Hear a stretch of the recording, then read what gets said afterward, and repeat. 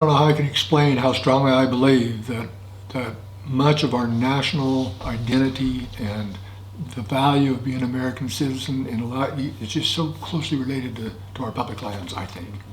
I mean, you know, and I really am a strong believer in the national level.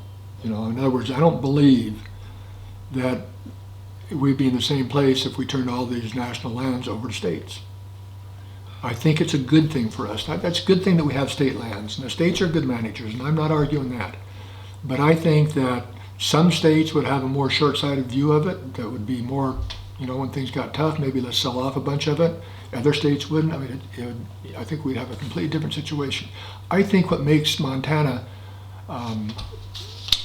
partly so enjoyable for me to live in is because of the public land, because of the national forests and the BLM lands and and National Park. And I mean, I just think it's a huge benefit to American people.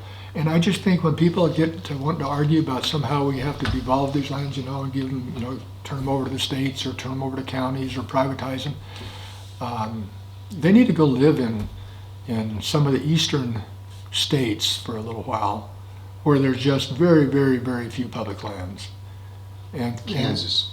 Yeah, Kansas. He's from Kansas. Well, and that's the only state. Is it Kansas? What's it?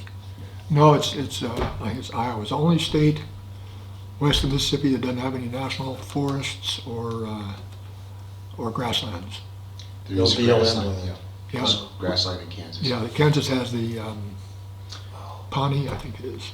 Pawnee National Grasslands, a couple others, but the Forest Service manages quite a few national grasslands. But it's a huge benefit to the people living in the West.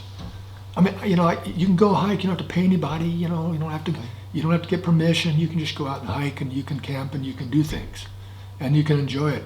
It's a pretty tough thing to do in the East in a lot of cases, and that's why so many people in the East love the few national forests that they have. I mean, you talk to the people in West Virginia about the Monongahela, or you talk about the White Mountain, the people in New Hampshire. I mean, they love it to death. I mean, they really do. Now, people out here like it too, but it's still, there's so much of it that we more take it for granted.